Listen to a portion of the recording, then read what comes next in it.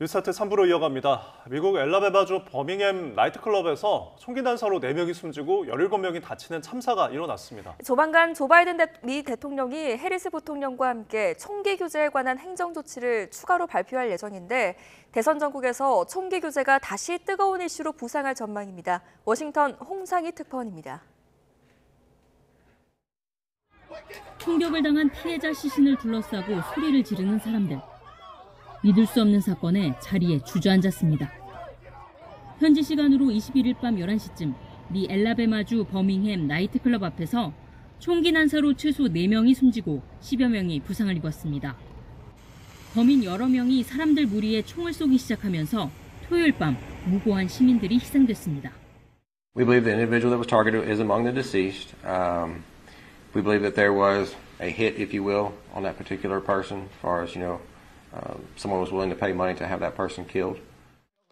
대선 후보인 트럼프 전 대통령을 노린 두 차례의 총기 암살 시도에 이달 들어 조지아 고등학교에 이어 엘라베마에서도 총기 사건이 발생하면서 바이든 대통령은 추가 총기 규제 행정명령을 예고했습니다. 지난주 오프라 윈프리와 함께한 행사에서 자신도 총을 가지고 있다며 보수층에 러브콜을 보냈던 해리스 부통령도 I'm a gun owner. Tim Walz is a gun. I did not know that. If somebody breaks in my house, they're getting shot. 바이든 대통령과 함께 총기 구매 시 신원 확인과 범죄자의 총기 소유 제한 등 규제 강화를 강조할 것으로 보입니다. 자신이 총기 사고 피해자이면서도 총기 소유의 자유를 옹호해온 트럼프 전 대통령은 규제 철폐라는 기존 입장을 고수하며 양측의 공방이 더 거세질 전망입니다. She has a plan to confiscate everybody's gun. CBS의 지난 20일까지 여론조사 결과 미국 전국에서 해리스 부통령의 지지율은 52%로 트럼프 전 대통령보다 4%포인트 앞섰고 경합주에서는 불과 2%포인트 우세인 것으로 나타났습니다. 트럼프 전 대통령은 이번 대선에서 패하더라도 오는 2028년 대선에는 출마하지 않을 것이라고 밝혔습니다. 워싱턴에서 YTN 홍상입니다. 이란 동부의 탄광에서 가스 누출로 폭발이 발생해 최소 51명이 사망하고 20명이 다쳤습니다. 수백 미터 지하에서 작업을 중이던 광부들은 부랴부랴 땅 위로 뛰쳐나와야 했습니다. 이광현 기자가 보도합니다. 채굴용 차량에 석탄 가루로 뒤덮인 동료들의 시신이 실려 나오자 곳곳에서 울음이 터집니다. 이란의 수도 테헤란에서 540km 떨어진 타바스 탄광에서 폭발 사고가 발생해 수십 명이 사망했습니다. آتش سوزی یا تخریب نبوده بلکه انفجار گاز متان و به صورت خفگی به حساب ایجاد شده. 이란 전체 석탄 공급량의 75%를 차지하는 타바스 탄광에서는 폭발 당시 70여 명이 일하고 있었습니다. 주말 밤 수백 미터 지하에서 작업 중이던 광부들은 갑작스러운 폭발에 혼비백산해 땅 위로 뛰쳐나왔습니다. تو کارگاه بودیم داشتیم کار میکردیم یک دفعه دود بلند رفت بعدش یک دفعه دیدیم نفسم ما تنگ رفت من خودم انداختم از حساب از کارگاه پایین به حساب دو دست پایی فقط دانستم خودم برسونم به جایی که انفجار افتاد من نبودم که دقیقاً چه کار افتاد نمیدونم اون فقط رفتم برای کمک رسانی 메탄 가스 농도가 높아 보조 작업도 난항을 겪은 것으로 전해졌습니다. 전체 석탄 소비량의 절반 정도를 자국에서 채굴하는 이란은 안전 기준이 느슨하고 응급 서비스가 부족한 탓에 종종 탄광 사고가 발생합니다. 42명의 광부가 희생된 2017년 아자드 샤르 탄광 사고 이후 이란 최악의 탄광 폭발 사고로 기록될 타바스 광산 사고. 사흘간 애도 기간이 선포된 가운데 마수드 페제시키안 대통령은 희생자 가족을 위로하고 이번 사고에 대한 철저한 조사를 지시했습니다. YTN 이광현입니다. 난항이 계속되고 있는 여야 의정 협의체 구성과 관련해 여야의 움직임이 다시 분주해지고 있습니다. 돌파구를 고심 중인 국민의힘 한동훈 대표는 윤석열 대통령에게 독대를 요청했고 더불어민주당 이재명 대표는 의료단체를 만나서 현장의 목소리를 들었습니다. 이준엽 기자입니다. 국민의힘 한동훈 대표가 24일 윤석열 대통령과 당 지도부 만찬 때 대통령과의 독대를 요청했습니다. 여러 사람이 배석하면 허심탄회한 논의가 어려운 만큼 단둘이서 민감한 현안을 이야기해보는 게 어떠냐는 취지입니다. 독대 하시는 데 있어서는 아까 말씀드렸듯이 어떤 내용들이 오갈지는 모릅니다. 그건 제가 예측하기 어렵습니다. 독대에서는 그야말로 의제 제한이 없지 않을까 싶습니다. 네. 대통령실 측은 이에 대해 상황을 지켜보자는 반응인데 독대 여부는 윤 대통령과 참모진 논의를 거쳐 만찬 전에 결정될 것으로 보입니다. 성사될 경우 한 대표 측에선 지지부진한 여야 의정 협의체 출범을 위해 의대 정원과 관련해 정부와 대통령실에 입장 변화를 요구할 거란 전망도 제기됩니다. 이런 가운데 민주당 이재명 대표는 여야 의정 협의체 출범에 열쇠를 쥔 대한의사협회 집행부를 만났습니다. 이 대표는 간담회 뒤 기자들과 만나 의협에도 문제 해결 의지가 있다면서 정부가 개방적인 자세를 보여달라고 촉구했습니다. 공개적으로도 의사협회와 더불어민주당의 목소리는 거의 궤를 같이 해왔기 때문에 의료계의 정서와 현장에 대해서 민주당에서 잘 이해하고 공감해 주셔서 고맙다라는 말씀이 있었습니다. 현장의 상황과 심각성을 공유한 자리였다는 게 야당 설명인데 특히 의료대란 책임자 문책 등 정부를 향한 양측 요구사항이 일치했다고 강조했습니다. 민주당은 여야 의정 협의체 논의에 대해서는 말을 아꼈지만 의협과는 긴밀한 소통 채널을 마련하기로 했다고 밝혀 여운을 남겼습니다. YTN 이준엽입니다. 조경 보건복지부 장관이 의료계가 합리적 대안을 내놓는다면 2026학년도 입학 정원을 원점에서 검토할 수 있다는 뜻을 다시 강조했습니다. 도 장관은 어제 KBS 방송에 출연해 2025년도 입학 정원은 이미 수시 모집 원서 접수가 마감됐기 때문에 변경이 어렵다며 이같이 밝혔습니다. 합리적 대안에 대해서는 의료계가 정부의 증원 숫자에 대해 비과학적이고 근거가 미약하다고 하니 의료계에서 생각하는 과학적인 정원은 얼마인지 묻는 것이라며 숫자 하나를 의미하는 건 아니라고 덧붙였습니다. 이어서 오늘 열리는 주요 재판 살펴보겠습니다. 재벌 3세로 속여 수십억 원대 투자 사기를 벌인 혐의로 1심에서 징역 12년을 선고받은 전청조 씨에 대한 법원 신문이 오늘 오후 2시에 진행됩니다. 법원은 애초 오늘 전 씨에 대한 2심 판결을 선고할 예정이었지만 전 씨의 2심 구속기한이 다가오면서 선고를 미룬 걸로 보입니다. 2021년 더불어민주당 전당대회 돈봉투 살포 의혹의 정점으로 꼽히는 송영길 소나무당 대표의 30번째 재판도 같은 시각에 열립니다. 앞서 돈봉투 전달과 수수에 관여한 윤관석 전 의원 등은 최근 1심에서 유죄를 선고받았습니다. 특정 업체에서 뒷돈을 받고 프로야구 중계권 등에 대해 특혜를 준 혐의로 기소된 한국야구위원회 임원들의 12번째 공판도 같은 시각 오늘 오후 2시에 열립니다.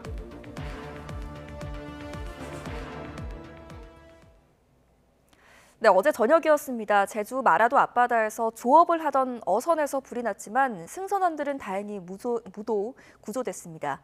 서울 지하철 8호선 구리역에선 승강기가 갑자기 멈춰 승객들이 30분 동안 갇혔습니다. 사고 소식 김태원 기자가 정리했습니다. 위태롭게 출렁이는 어선의 갑판을 시뻘건 불꽃이 모두 집어삼켰습니다. 연신 쏘아대는 물대포로는 역부족일 정도로 매섭게 타오릅니다. 어제 오후 6시쯤 제주 서귀포시 마라도 앞바다를 지나던 15톤 어선에서 불이 났습니다. 선원 6명은 다행히 30여 분 만에 모두 구조됐는데 다친 사람은 없는 것으로 파악됐습니다. 양옆에선 소방대원들의 도움을 받아서 사람들이 줄이어 승강기에서 뛰어내립니다. 어제 오후 지하철 8호선 구리역에서 승강기가 갑자기 멈춰서는 사고가 났습니다. 이용객 7명이 30분 동안 갇혀있다 출동한 소방대원들에 의해 모두 구조됐습니다. 어젯밤 11시쯤엔 양주시 고암동에 있는 4층 다세대 주택 1층에서 불이 났습니다. 다친 사람은 없었지만 주민 6명이 한밤중 급히 몸을 피해야 했습니다. 소방당국은 건물 1층 현관에 세워둔 전기 스쿠터에서 불이 시작된 걸로 보고 화재 원인을 조사하고 있습니다. YTN 김태원입니다. 네, 계속해서 사고 소식입니다. 어제 오후 6시 40분쯤 전북 고창군 후포리에 있는 단독주택에서 불이 나 20여 분 만에 꺼졌습니다. 다친 사람은 없었지만 주택 외벽이 그을리고 소방투산 130여만 원의 피해가 났습니다. 소방당국은 주택에 살던 60대 남성이 밤송이를 태우다 불씨가 집에 옮겨 붙으면서 불이 난 것으로 보고 정확한 화재 원인을 조사 중입니다. 400mm가 넘는 기록적인 폭우가 쏟아진 경남 지역의 피해 현장은 그야말로 아수라장입니다. 망연자실한 피해 주민들을 위해서 자원봉사자들이 힘을 보탰습니다. 손재호 기자입니다. 배수로가 감당하지 못할 정도의 폭우로 마을 전체가 물에 잠긴 경남 김해시 쇠내마을. 집안에 있어야 할 가재 도구들이 골목을 가득 채웠습니다.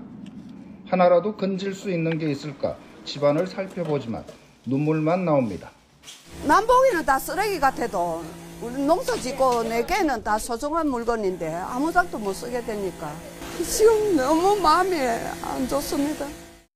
400mm가 넘는 비가 내린 경남 창원시 산호동에는 빌라 옹벽이 무너지기 일보 직전입니다.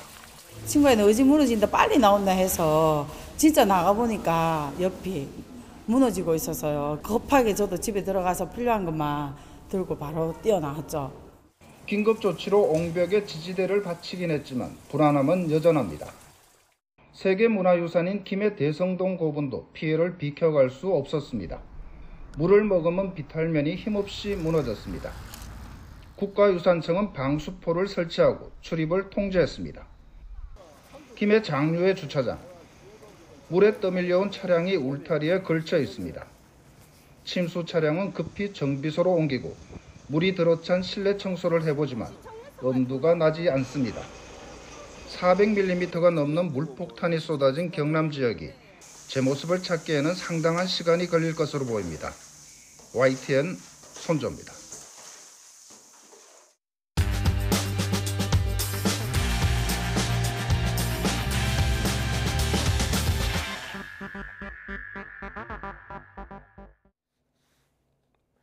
(9월 23일) 월요일 스타트 브리핑 시작합니다. 먼저 중앙일보입니다. 배달앱 3사를 향한 소상공인들의 역습이 펼쳐지는 분위기입니다. 공공 앱으로 주문하면 배민보다 4,000원을 할인해준다는 식으로 맞불을 놓고 있다고 합니다. 이전엔 배달앱들이 중개 수수료를 올리면 이를 비판하는 정도에 그쳤었는데요. 이제는 배달앱 3사와 공공 앱에서의 가격 차별 전략을 쓰는 가게들이 늘어나고 있습니다. 소상공인들의 상황이 얼마나 어려우면 이런 역습 전략까지 나왔을까요? 개인 사업자 4명 중에 3명은 월 100만 원도 못 버는 거로 나타났습니다. 프랜차이즈 가맹본사도 소상공인이 대부분인 점주들 지원 사격에 나섰습니다. 배달앱 3사가 불공정 거래를 한다면서 공정거래위에 신고하겠다고 했다가 지금은 잠시 보류된 상태입니다. 소상공인들은 배달앱들의 수수료 광고비 정보가 소비자들에게 더 투명하게 공개돼야 한다고 주장합니다. 이와 함께 가격 차별 전략이 자유시장을 존중하는 관점에선 더 나아 보인다는 전문가 의견도 신문은 전하고 있습니다. 다음 조선일보입니다. 요즘 식당 가면 이렇게 테이블에서 바로 주문할 수 있는 기계 많이 보이죠? QR코드를 찍어서 주문하는 식당도 꽤 많은데요. 이 테이블 오더 경쟁이 뜨겁습니다. 배민과 토스까지 이 시장에 뛰어들었다는데 내용 들여다보겠습니다. 점주들의 입장에서 테이블 오더 장점은 인건비 절약입니다. 주문 누락도 없고요. 효율적인 매장 운영이 가능하죠. 종업원을 부르지 않아도 바로 추가 주문이나 요청사항 전달을 할 수 있어서 손님들도 편리합니다. 아직 음식점의 무인 주문기 사용 비율은 10% 미만입니다. 하지만 성장세가 가파릅니다. 시장 규모는 연 1조 원을 금방 넘을 걸로 보입니다. 테이블 오더 시장에 뛰어든 업체들의 목표는 뭘까요? 바로 오프라인 데이터 확보입니다. 소비자들의 취향이나 소비 패턴까지 분석할 수 있어서 데이터 확보의 핵심 통로라는 거죠. 이를 바탕으로 업체들은 경영 컨설팅 영역까지 서비스를 확대하고 있습니다. 여행 플랫폼과 통신사까지 뛰어든 테이블 오더 경쟁 점점 더 치열해질 걸로 보이네요. 이번엔 서울신문입니다. 우리나라의 고령화 속도가 얼마나 빠른지 보여주는 통계가 하나 나왔습니다. 30년 뒤면 5집 중에 1집 주인은 80대 이상 노인일 거라고 합니다. 이렇게 폭발적으로 80세 이상 집주인이 많아지는 배경은 뭘까요? 950만 명이 넘는 2차 베이비붐 세대가 모두 80대로 진입하는 시기이기 때문입니다. 또 기대 수명도 2050년이면 88.6세로 늘어날 전망입니다. 독거노인 비중이 많아지는 것도 영향을 미치죠. 가구주가 80세 이상인 집이 2052년엔 487만 6천 가구나 될 거라고 합니다. 2022년에 비해서 4배 이상이 늘어나는 겁니다. 또 전체 가구주의 절반이 이때가 되면 65세 이상일 거라고 하는데, 즉 2집 중에 1집 주인은 노인이 될 거란 얘기입니다. 이렇게 점점 더 노인이 많아지는 우리 사회, 신문은 초고령층에 대한 소득과 주거 지원을 확대하는 방향으로 복지 시스템을 재설계해야 한다는 전문가 조언도 함께 실었습니다. 이어서 동아일보 보겠습니다. 차도로 지나가는 폐지 수집 손수를 보면서 야, 저거 위험하다, 사고 나겠다 이렇게 생각한 분들 많을 듯합니다. 그런데 어쩔 수가 없습니다. 법이 그렇기 때문입니다. 폐지 수집 노인들이 일단 교통사고 위험에 내몰리고 있습니다. 현행법상 너비 1m가 넘는 손수레는 차로 분류됩니다. 그래서 폐지 수집 노인들은 차도로만 다녀야 하는데요. 그래서 인도로 다니면 법 위반으로 과태료를 물어야 합니다. 차가 쌩쌩 다니는 도로에서 수레를 끌고 다니다 보니 교통사고 위험에 노출될 수밖에 없습니다. 폐지 수집을 했다가 다친 적이 있는 어르신이 22%였습니다. 지난 20일 손수레를 끌던 60세 여성이 사망하는 안타까운 일이 있었는데, 폐지 킬로그램당 50원 더 주는 집에서 먼 보물상으로 가다가 변을 당했다고 합니다. 폐지 수집 노인의 한 달 평균 수입은 15만 9천 원입니다. 손수레도 인도 통행을 할 수 있게 하는 법은 20대 국회에서 회기 만료로 폐기됐습니다. 지금보단 체계적으로 폐지 수집 노인들을 지원할 대책이 필요해 보입니다. 마지막 국민일보입니다. 방송에 AI를 접목하려는 시도가 늘고 있습니다. 뉴스 앵커는 물론이고요. 편집, 노래, 라디오 DJ까지 AI가 활용되는 중입니다. 실제 가수처럼 만든 AI 목소리 사이에서 진짜 가수의 목소리를 찾아내는 예능이 지난주에 첫 선을 보였습니다. 진행뿐만 아니라 선곡과 원고 작성까지 맡는 AI 라디오 DJ도 있습니다. 또 AI가 PD가 돼서 출연자 섭외부터 진행, 연출에 편집까지 한 프로그램도 있었는데요. 다만 이렇게 AI를 접목한 프로그램들은 아직은 평가가 엇갈립니다. 시청자에게 편안함보다는 낯선 감정과 어색함을 불러일으키기 때문입니다. AI를 적용한 방송과의 다양한 시도는 앞으로도 쭉 이어지겠죠. 과연 사람 같지 않다는 이질감을 극복할 수 있을지 궁금해집니다. 9월 23일 아침 신문 살펴봤습니다. 지금까지 스타트 브리핑이었습니다.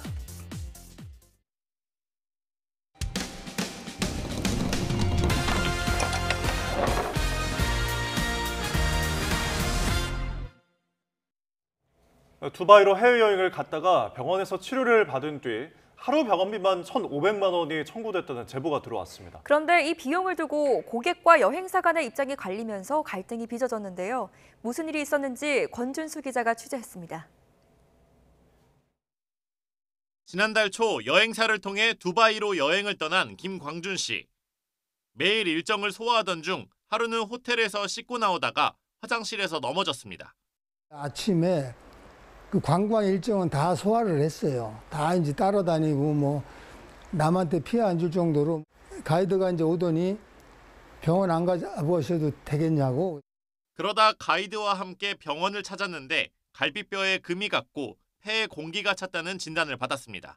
김 씨는 간단한 진단만 받고 한국에서 치료받겠다고 얘기했지만 여행사에선 보험이 된다며 입원을 권유했다고 말했습니다.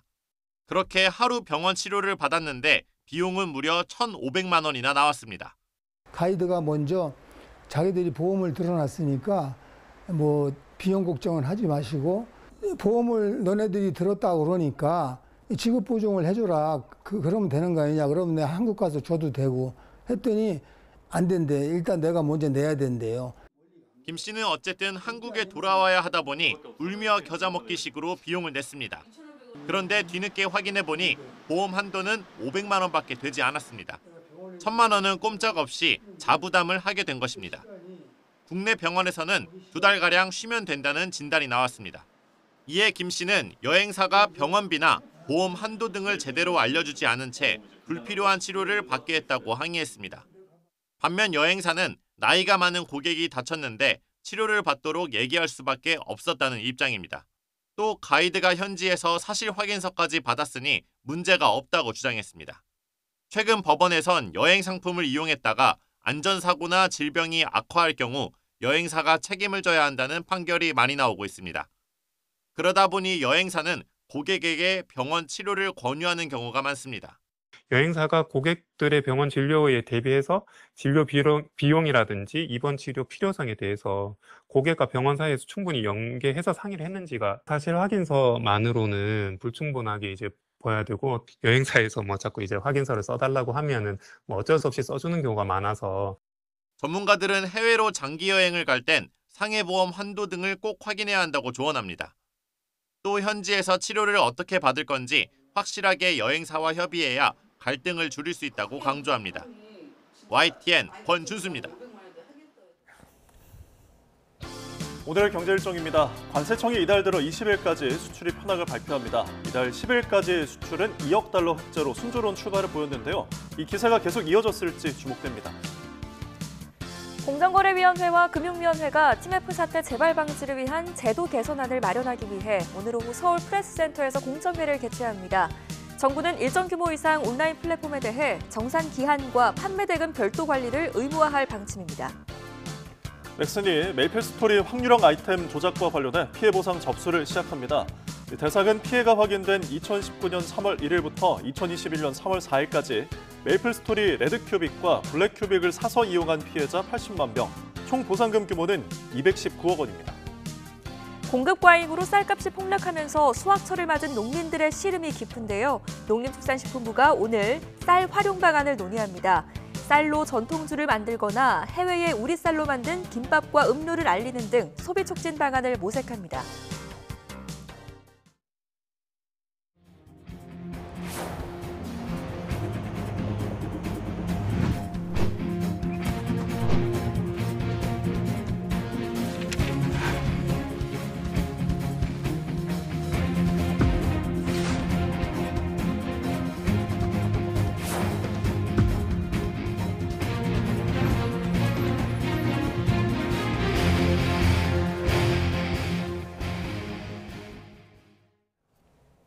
최신 경제 소식을 빠르고 친절하게 전해드립니다. 스타트 경제, 오늘은 서은숙 상명대 경제금융학부 교수와 함께하겠습니다. 교수님 어서 오십시오. 네, 안녕하세요. 어서 오십시오. 네. 자, 지난주에 이제 미국이 빅컷을 단행을 했습니다. 0.5%포인트를 이제 내렸는데, 이걸 두고서 좀 시장에서는 적절한 선제적 대응이다, 뭐 적시타에 비유를 하면서 잘했다라고 평가하기도 하고, 또 한편으로는 경기 침체 서막이다라고 평가를 하더라고요. 어떻게 보시나요?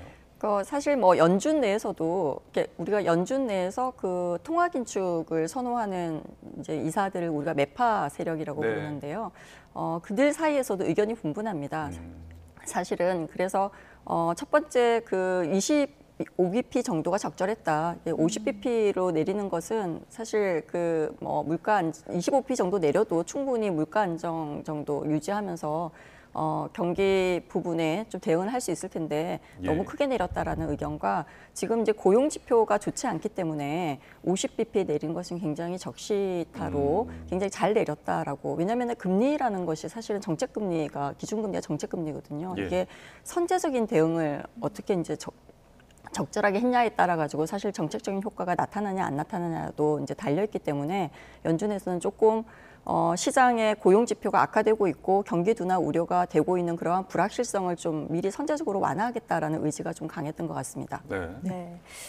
또 저금리 기조가 본격화하면서 이 투자자들은 지금 가상자산에 눈을 돌리는 듯합니다. 비트코인 가격 어떻게 됐나요, 지금? 지금 비트코인이 사실 19일 연준의 빅컷 그 발표 이후에 보면은 이제 소폭 상승하면서 6만 그 1,000달러 선 안팎에서 거래가 되다가 그 이후에 이제 좀 확대되고 있는 상황이죠. 6만 3,800달러대까지 좀 뛰어 올랐어요. 같은 시간대에 시가총액인 이더리움도 사실 한 6% 정도 올랐고요. 솔라나도 10% 정도 급등해서 지금 이제 좀 랠리가 지속되고 있는 분위기를 보이고 있거든요. 이게 이제 사실 금리 인하 사이클이 이제 본격화될 것으로 예상되면은 시중에 아무래도 유동성이 많이 풀리기 때문에 이 유동성이 이제 금리 인하 그 사이클과 함께 좀 위험 자산 쪽으로 좀 시장으로 갈 가능성이 크거든요. 그러다 보니까 유동성이 가상자산 시장으로 유입될 것이다라는 전망이 있고요. 두 번째 또 이유 중에 하나가 앞으로도 좀 계속 랠리가 계속 될 것이다라고 예측하고 있는데, 두 번째가 미 대선 후보들이 사실은 이 선거에서 가상자산 논의를 본격적으로 둘 다 올렸어요. 그리고 두 번째 같이 이제 얘기를 하면서 이 그 경기 둔화에 대해서 좀 적극적으로 대응을 해서 우리가 양적 완화를 하겠다라는 의지를 이제 후보 둘 다 보였기 때문에 누가 되더라도 아마 그 부분은 될 것이다라고 생각을 하면은 시중의 유동성이 더 많이 풀릴 거라고 예측을 할 수가 있고요. 세 번째는 최근에 이제 그 미국 그 증권거래위원회 SEC가 현물 비트코인 그 상장지수 펀드 우리 ETF라고 하죠. 네. 이 옵션 상품의 나스닥 상장을 승인했거든요. 이러한 부분들도 어떻게 보면은 가상자산 환경에 굉장히 유리해지고 있다라고 우리가 해석을 할 수가 있습니다. 네. 자, 일단 미국이 금리를 먼저 인하를 하면서 우리나라도 이제 고민이 깊어질 것 같아요. 한국은행에 좀 고심이 들리긴 하는데 네. 일단은 10월에 인하 전망이 굉장히 많더라고요. 네. 근데 우리나라 같은 경우에는 지금 부동산도 있고 또 대출, 가계대출에 대한 어떤 관리도 있기 때문에 변수가 좀 적지 않은 것 같더라고요. 네, 고민이 아마 클 것으로 네. 예측을 하고 있습니다. 특히 이제 금통위 내부에서도 이제 부동산 가격하고 가계대출 증가폭이 꺾이는 지표를 확인하고 그리고 이제 금리 인하를 할 수 있다라는 의견도 지금 나오고 있기 때문에 네. 이게 금리 인하 시기가 10월이 될지 또 11월이 될지 좀 다른 전망이 지금 나오고 있는 상황이거든요. 근데 이제 아무래도 미국이 피컷을 하면서 그 10월 10일 금통위 정례 회의에서 기준금리를 인하할 가능성에 대한 좀 압박이 지금 더 좀 가속화되고 있고요. 또 중요한 거는 이번에 미 연준이 금리를 인하를 하면서 한 얘기가 그 경기 둔화에 대해서 선제적으로 대응하겠다라고 한 그 발언이 아마 한국은행은 지금 이제 금리가 그 집값이나 그다음에 가계대출이 억제되는 좀 지표를 확인하면서 하겠다라는 거에 좀 압박이 되지 않을까라고 생각을 하고 있습니다. 근데 이제 금융당국이 가계규제 대출을 지금 막 시작을 했고요. 사실 이게 본격적으로 나타나려면 시간이 조금 우리가 시차가 좀 필요합니다. 네. 이제 그러다 보니까 10월 금리 인하는 좀 힘들지 않을까? 요 정도의 좀 어느 정도 시차는 두고 금리 인하를 하지 않을까라는 생각은 좀 듭니다. 네. 뭐 아까 언급하신 것처럼 이제 이달 들어서 규제책을 조금 더 강화하면서 대출 관리를 이제 옥죄기 시작했는데 만약에 그럼에도 불구하고 10월에 금리를 내린다면은 대출 불씨가 좀 살아나면서 이 관리가 더 어렵게 되진 않을까요? 이제 사실 지금 이제 금리를 인하를 하게 되면은 아무래도 유동성이 시중에 좀 풀리는 거기 때문에 이 부분에 대한 거가 조금 효과가 완화될 가능성이 큽니다. 이제 정부가 원래 정책적으로 고려를 했던 집값 안정이나 이런 부분에 또 영향을 좀 줄 가능성도 크기 때문에 그래서 한국은행이 이 부분에 대해서 굉장히 예의주시하고 있는 걸로 보이고요.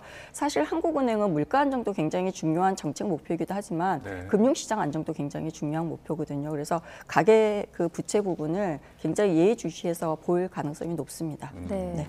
뭐 한국은행뿐 아니라 지금 은행권도 고민이 만만치 않을 것 같습니다. 네. 시장금리와 대출금리 사이에 어떤 괴리도 커지고 있잖아요. 이런 네. 엇박자에 대해서는 좀 어떻게 보세요? 사실 이제 우리가 이렇게 생각할 수 있거든요. 이제 기준금리는 그 정책금리거든요. 그래서 시장의 방향을 좀 결정을 하는 겁니다. 그래서 예를 들면 이런 거예요.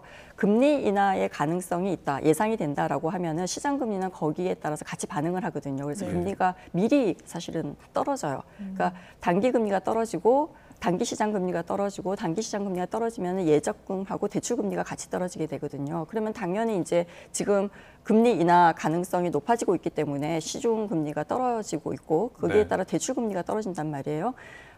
예금 금리도 같이 떨어지고 있고요. 자, 이게 어떤 의미냐면은 그 시중은행의 경우에는 이제 금리를 결정을 할 때 이제 변동금리인 경우에는 사실 코픽스를 기준으로 결정을 하는데 코픽스는 국내의 주요 은행들이 자금을 조달할 때 들어가는 금리의 가중평균치란 말이에요. 그러니까 자금을 조달할 때 은행이 가장 많이 이제 사용하는 방법이 예금을 통하거나 아니면은 채권을 발행한다는 거죠. 근데 예금 금리가 떨어지고 있으니까 당연히 코픽스 금리도 같이 떨어지겠죠, 그죠? 근데 중요한 거는 지금 그러면 대출금리도 같이 떨어져야 되는데 중요한 거는 정부 당국이 대출 억제를 위해서 대출금리에다가 가상금리를 적용하고 있다는 거죠. 그러니까 사실 시장금리는 떨어지고 있는데 대출금리는 떨어지지 못하고 있는 지금 추세가 유지가 되면서 두 금리의 괴리가 지금 커지고 있는 그런 상황입니다. 네. 그 말씀하신 것처럼 지금 예적금 금리도 떨어지고 있는데 네. 이게 저축 상품 운용할 때 좀 전략이 있다면요? 아무래도 이제 그 금리가 떨어질 것으로 예상을 하면은 지금 그 계약을 할 때 예적금을 들 때 안전자산의 경우에는 좀 장기 상품으로 구입을 하는 것이 그 예금자들한테는 유리하겠죠. 네. 그다음에 뭐 요즘은 개인들도 채권에 투자할 수 있도록 ETF 상품들이 있기 때문에 채권이나 이런 데 또 투자하는 방법이 있을 거고요. 좀 위험을 좀 테이크할 수 있는 사람들은 주식시장에 또 관심을 오히려 또 돌릴 수도 있는데 이때는 미국의 대선이나 아니면 미국의 경기 부양 지표들이나 이런 것들을 보면서 아마 결정을 해야 될 것으로 보입니다. 네, 워낙 우리 증시가 외부의 영향을 많이 받기 때문에 고려할 부분이 많은 것 같습니다. 네, 저희가 지금 뭐 한해의 금리나 전망에 대해서 짚어보고 있지만 아까 교수님께서 좀 어려울 수도 있다라는 견해도 주셨는데 실제로 이제 그 기대를 하는 것은 기준금리가 내려가면은 이제 대출을 갖고 있던 이제 많은 분들께서 내 대출이 금리가 내려가지 않을까 하는 기대거든요. 이런 것들이 실제로 반영이 될까요? 원래는 반영이 돼야 되죠. 왜냐하면은 이제 기준금리가 떨어질 때 이게 정책금리잖아요. 정책의 목표가 있을 거 아닙니까? 이제 기준금리가 떨어지면서 시장 단기금리가 떨어지고 시장 금리가 떨어지면은 대출 금리, 예금 금리가 같이 떨어지는 거거든요. 그렇게 되면은 이제 가계 입장에 소비도 늘어나고, 그다음에 기업은 대출이 늘어나면서 또 투자가 진작되고 이렇게 되면서 경기가 다시 이제 침체에서 벗어나는 그걸 목표로 하기 때문에 기준금리를 떨어뜨린단 말이에요. 그럼 당연히 대출금리가 같이 떨어져야지 이 효과가 나타나지 않겠습니까? 그러니까 한국은행이 이 정책을 쓰면서 여전히 대출금리가 높은 상태에서 이 정책을 쓰는 데는 한계가 있을 거예요. 그래서 정책의 목표를 달성하기 위해서는 당연히 대출금리에 붙는 가상금리도 어느 정도 조정이 되면서 내려가겠죠. 네. 자, 이제 주 후반에 빅컷이 이뤄진 상황에서 이번 주 뉴욕 증시는 좀 어떻게 전망을 하세요? 사실 9월 26일 발표되는 이제 주간 그 신규 실업보험 청구자 수, 이게 굉장히 고용 지표의 중요한 지표잖아요. 이거하고 그다음에 2분기 국내 총생산 확정치가 또 발표가 됩니다. 또 27일 발표되는 8월 개인 소비 지출 및 개인 소득 지표, 이런 이제 발표에 좀 달려 있다라고 볼 수가 있습니다. 근데 특히 이제 이번에 빅컷이 고용시장 악화에 좀 선제 대응하고자 해서 한 선택이었기 때문에 9월 월간 고용 보고서가 10월 달에 발표가 되거든요. 10월 4일에 발표가 되는데 사실 이 부분을 굉장히 예의주시하면서 시장이 움직일 것으로 보이기 때문에 단기적으로는 증시 변동성이 굉장히 크지 않을까라고 생각을 하고 있습니다. 사실 이렇게 경기 지표가, 경제 지표가 이제 나왔을 때 결국에는 이게 어느 정도인가, 연착륙의 그 어떤 지표인가, 혹은 아니면 경기 침체 신호탄이 아닌가에 대한 부분이 가장 이목을 끌 것 같아요. 네네. 그래서 아까 우리 제일 처음에 이제 우리가 논의를 했던 것처럼 사실 선제적으로 대응한 것은 경기 침체에 대한 우려 때문에 경기가 둔화되고 있는 것을 사전에 대응하겠다라고 하는 그 의지가 굉장히 미국 연준에서 강하게 나타났다라고 볼 수가 있거든요. 그러니까 23일 그 9월 그 S&P 글로벌 제조 구매 관리 지수가 발표가 되고 26일, 27일에 미국의 뭐 아까 얘기한 것처럼 GDP, 개인 소비 지출, 8월 개인 소비 지출 이런 지표들이 이제 사후적으로 나온단 말이에요. 근데 이거가 만약에 지표가 생각했던 것보다 안 좋다라고 하면은 시장 변동성이 굉장히 클 것이고 추가적인 금리 인하에 대한 기대감이 굉장히 높아질 것입니다. 근데 이제 아마 그때 이제 연준이 얼마만큼 또 빅컷을 할 수 있을지에 대해서는 사실 이제 좀 여력이 크지는 않다라고 보여지거든요. 그래서 그런 부분들 때문에 시장의 변동성이 굉장히 커질 것이고 결국은 방금 얘기하신 것처럼 그 미국의 이제 경기 둔화에 대한 그 실적치들이 어떻게 나오는지에 달려 있다라고 볼 수가 있을 것입니다. 지표에 따라서 또 11월과 12월에도 FOMC가 있기 때문에 전망도 추후에 짚어보도록 하겠고요.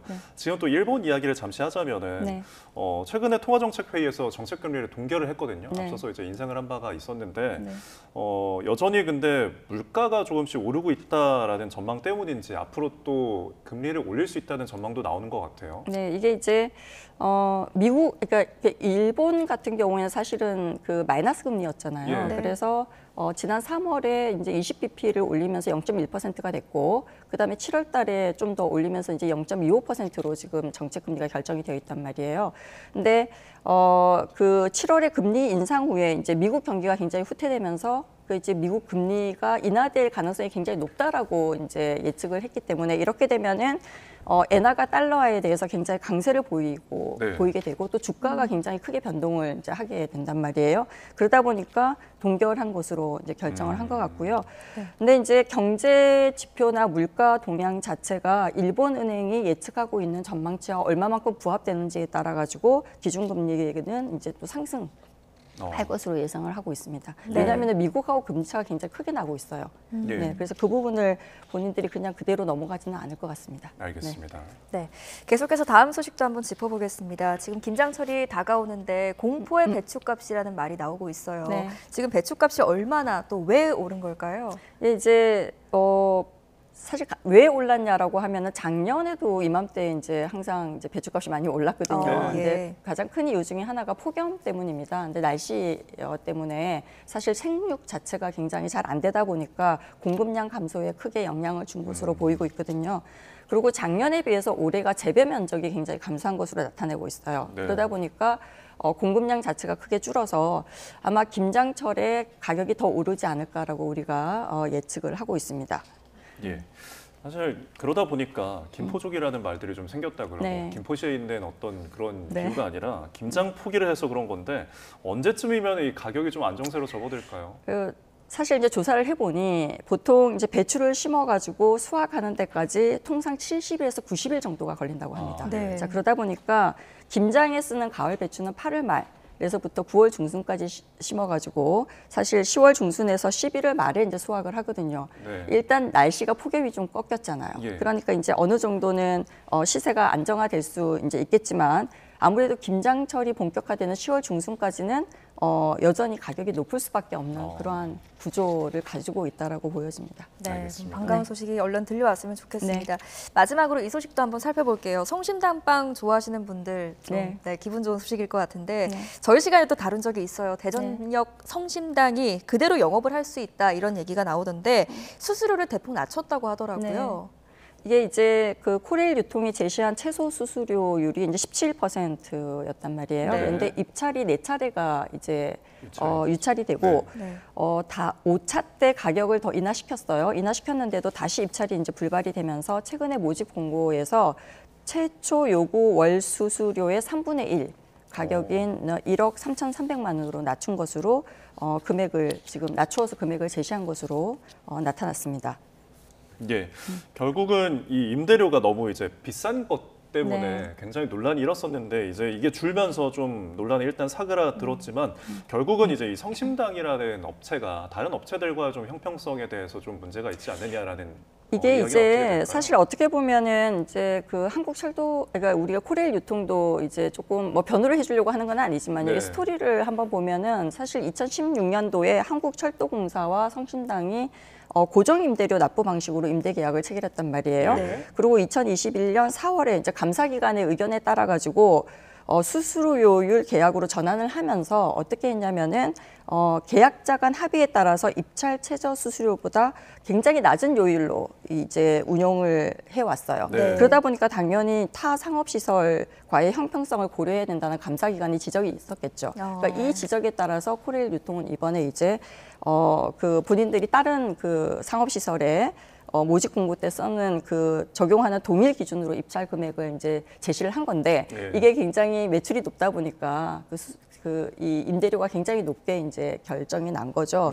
근데 월세를 대폭 올릴 것은 결국은 내부 최저 수수료 기준 때문에 올린 거고요. 결국은 이 기준으로 사실은 입찰이 5차례나 유찰이 된 거죠. 그러니까 성심당의 뭐 여러 가지 상황 때문에 이제 금액을 낮춘 것 같지는 않고요. 그렇기 때문에 다른 뭐 형평성 이런 이슈보다는 유찰이 되면서 시장에서는 당연히 좀 더 가격을 낮춰야지만 여기를 임대를 할 수 있기 때문에 가격이 낮아진 것으로 보이고요. 사실은 지금 상황에서 성심당이 뭐 1억 3천만 원 정도인데 우리는 1억 정도로 하겠다라고 해서 지금 입찰이 한 군데밖에 안 되고 있거든요. 그 경우에는 다시 유찰이 될 수도 있습니다. 그러면 다시 가격을 또 낮춰야 되겠죠. 또는 다른 기관이 우리가 들어가겠다라고 했을 경우에는 사실은 성심당은 10월 말까지만 영업을 하는 그러한 상황이 될 것입니다. 네, 뭐 가능성이 커진 상황이고 결과는 어떻게 될지 지켜보도록 하겠습니다. 여기까지 듣겠습니다. 오늘은 서은숙 상명대 경제금융학부 교수와 함께했습니다. 잘 들었습니다. 감사합니다. 네.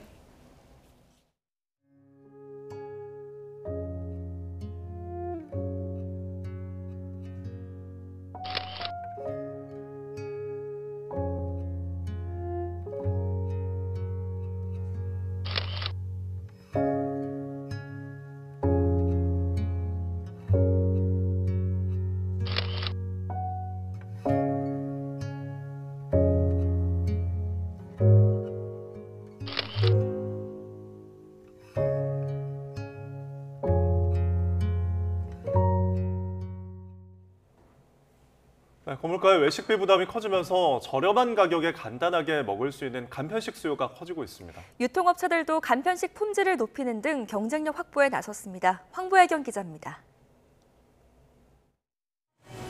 주방에서 방금 만든 볶음밥과 탕수육을 장바구니에 넣습니다. 대형마트에서 파는 즉석조리 식품으로 뷔페처럼 가짓수가 200개가 넘습니다. 원래는 신선식품들이 놓여있던 자리입니다. 지금은 이렇게 즉석조리식품 판매대로 바뀌었는데 2030 세대 발길이 늘고 있습니다.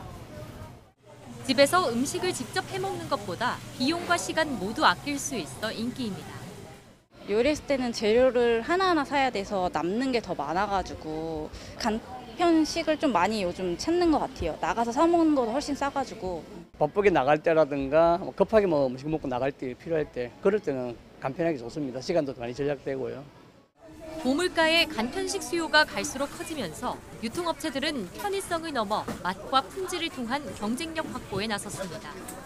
또 다른 대형마트에서는 지난달 냉동 밀키트 매출이 한 달 전보다 35% 늘었습니다.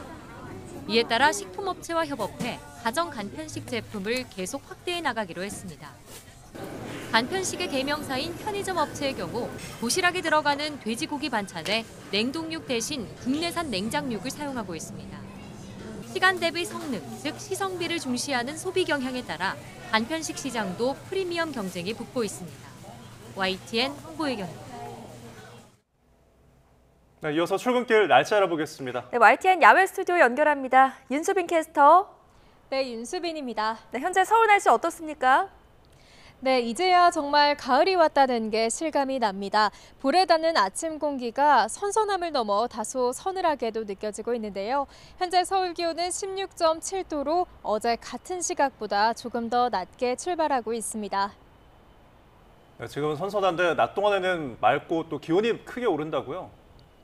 네, 맞습니다. 낮 동안에는 청명한 가을 하늘이 펼쳐지면서 기온이 크게 오르겠습니다.